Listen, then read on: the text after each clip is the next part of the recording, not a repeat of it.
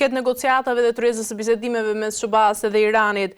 mes të gjithë këtyre kërcënimeve për sulme ajrore dhe diplomacisë të tensionuar, mendoni se tashmë po përpiqet Turqia të ndalë ndoshta një luftë të re në lindjen e mesme përpara se të jetë tepër vonë? Në të gjithë strategjinë e marrëdhënieve me lindjen e mesme në përgjithësi, ndikimi i Turqisë ka qenë, është dhe do të mbetet vendimtar për shumë faktor dhe arsye. Për vetë rolin që do të luaj në këtë rajon presidenti i Republikës Turqisë Recep Tayyip Erdogan dhe për lidhjet e kahershme që për shumë arsye kanë patur, së pari për pjesën që përfshihet Turqia sa pak fare në Evropë, por edhe në pjesën aziatike dhe shumë arsye të tjera që lidhen me situatën e sigurisë të vetë Turqisë. Pasi shumë vende të tjera si Siria, Irani, edhe kurdët që tashmë përgjithsisht janë të organizuar. Jo më kot ka qenë këmbgulja e Recep Tayyip Erdoganit, presidentit të Turqisë, në marrëdhënie të ngushta me Shtetet e Bashkuara të Amerikës, që edhe pas situatës së kolapsuar në Siri, të ishte Turqia ajo që do të merrte rolin, si mund të themi, vendimtar, atë të cilën e ka patur Rusia më parë për sa i përket Sirisë, në kuptim. Në këtë kushte, mendoj që Turqia do të vazhdojë të luajë një rol vendimtar për sa i përket uljes së gjakrave, të qetësimit të situatës dhe mundësimit të nënshkrimit të një marrëveshje që ju intereson lindjes së mesme në veçanti, por edhe gjithë rajonit në përgjithësi, pa harruar këtu që ka qenë është do të mbetet lindja e mesme një nga pikat më kritike të konflikteve të herpashershme, të luftrave që kanë shpërthyer të herpashershme dhe të armiqësive të padiskutueshme që kanë patur kryesisht vendet arabe me pjesën e Izraelit, duke menduar që pas Izraelit qëndron në mbështetje të fuqishme Shtetet e Bashkuara të Amerikës. Në këto kushte jam i bindur që me kërcënimet që ka vazhduar e trysnin që vazhdon të ushtrojnë Shtetet e Bashkuara të Amerikës nëpërmjet presidentit Trump, pasi kemi një flotë të jashtëzakonshme detare dhe ajrore, tashmë në distancën e mundshme që mjafton vetëm një urdhër për të sulmuar objektivat e kryesore të Iranit, gjë të cilën e përdor Shtetet e Bashkuara të Amerikës si një kërcënim, dhe roli i Recep Tayyip Erdoganit, presidentit të Republikës Turke, në këtë mes është jashtëzakonisht i rëndësishëm. E mendoj se rezultati i parë pas këtij kërcënimi, duke parë edhe situatën e brendshme jo të qetë të Iranit, atje kanë marrë një vendim që të shkojnë në bisedime dhe ditën e djeshme këto bisedime u zhvilluan në minutën e fundit, ndryshuan vend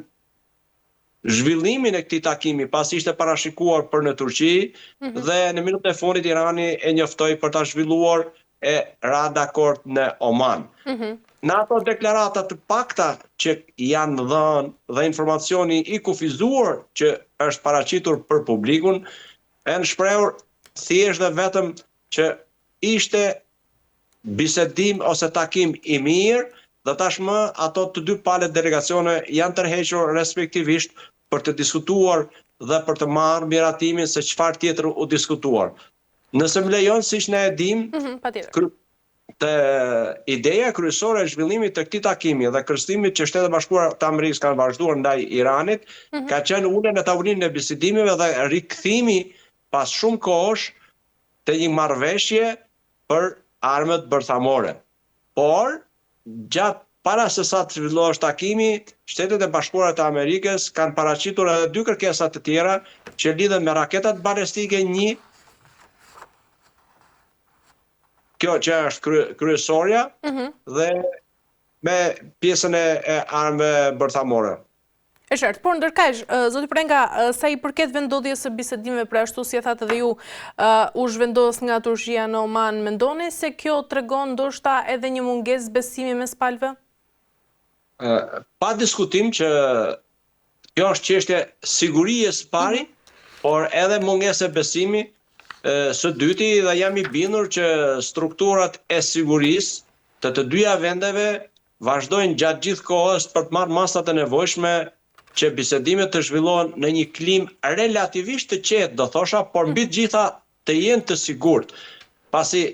Irani nuk e ka këtë siguri dhe duke mos e patur këtë siguri, edhe tek partneri i tij kryesor që është Turqia, ai nuk e pati këtë lloj besimi. Dhe natyrisht Turqia her pas here ka patur edhe në të shkuarën akte terroriste të cilat askush nuk mund të sigurojë që ato nuk mund të jenë e nuk mund të ndodhin edhe në të tashmen dhe në të ardhmen. Kryesisht nga struktura, si mund të themi, terroriste të lidhura të gjitha me PKK-n e dikurshme që mbështetet nga kurdët. Në fakt, zoti Prenga, ajo që është më kërcënuese, deri tani është edhe paralajmërimet që janë bërë vazhdimisht për sulmet ajrore, të cilat ndonjëherë rikthejnë edhe frikën e luftës. Mendoni se i gjithë kërcënimi ushtarak tashmë po përdoret ndoshta si një presion për ta detyruar Iranin edhe të lëshojë pe? Në të gjithë historinë e diplomacisë botërore të konflikteve dhe të luftrave, gjithmonë vendet që janë në përplasje me njëra tjetrën kanë mjetet e presionit dhe ato që mendojnë se janë për momentin më efikasët nuk i ndalon njëri për t'i përdorur dhe për t'i shfrytzuar. Kjo është ajo pjesa që shpesh përbën konflikt dhe përbën një rrugë relativisht të komplikuar dhe të vështirë për të vajtur deri tek tavolina e bisedimeve dhe e vendimeve të mundshme që mund të merren në interes të dy palëve, cilët do qofshin këto. Dhe natyrisht e Shtetet e Bashkuara të Amerikës këtë mundësi, këtë kapacitet luftarak e ushtarak e kanë, dhe tashmë ata janë futur, si mund të themi, në rrezën e plotë të veprimit për sa i përket forcës ajrore dhe forcës detare për të krijuar një kërcënim serioz e real. Kjo ishte edhe thirrja e presidentit Trump që ju drejtuar udhëheqësit shpirtëror të Iranit, Ayatollah Khamenei, që duhet të jetë shumë i kujdesshëm. Ndërkaq, zoti Prenga, Erdogan nga njëra anë kërkon përfundim të shpejtë të këtij konflikti pra mes SBA-s dhe Iranit, por pa përdorur forcën, të themi. Mendoni se ka ende diplomacia kohë tashmë për të ndaluar ndoshta një përshkallëzim të një konflikti mes SBA-s dhe Iranit? Unë mendoj se ka akoma kohë dhe këtë e tregoi takimi i ditës së djeshme dhe është lënë hapur një mundësi takimi tjetër javën e ardhshme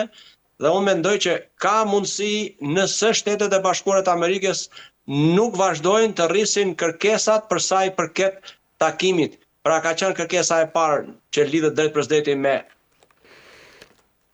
përdorimin ose krijimin ose patjen e posedimin e armëve bërthamore dhe ja është kërkuar nga ana Shtetet e Bashkuara të Amerikës drejt për së drejti që sasia prej 400 kg e uraniumit të pasuruar të mund të gjendet një vend i tretë për tu dorëzuar, për të patur një farë shkallë sigurie më të lartë,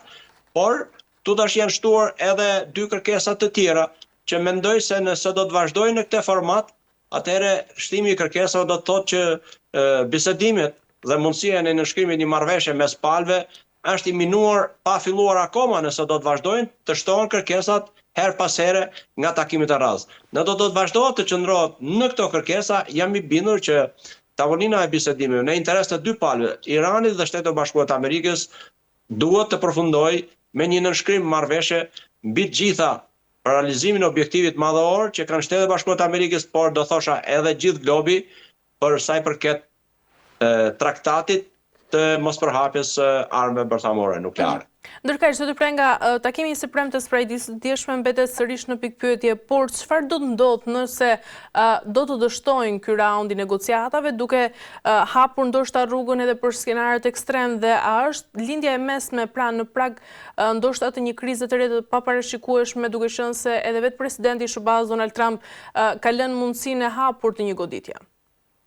Unë mendoj që rreziku atje nuk ka kaluar, vazhdon të jetë situata e tensionuar, e komplikuar dhe tepër e vështirë për të patur një nënshkrim marrëveshje që lidhet drejt për së drejti me paqen atje. Natyrisht, fjala paqja është gjë e madhe dhe për lindjen e mesme nuk ka qenë, nuk është, nuk besoj se do të jetë një zgjidhje e përhershme. Edhe nëse ajo do t'jetë fare pak në afatgjat në kohë, pra e përkohshme, dhe në këto kushte jam i bindur që edhe vendeve vetë të rajonit, Iranit, por dhe Shtetet e Bashkuara të Amerikës, një, si mund themi,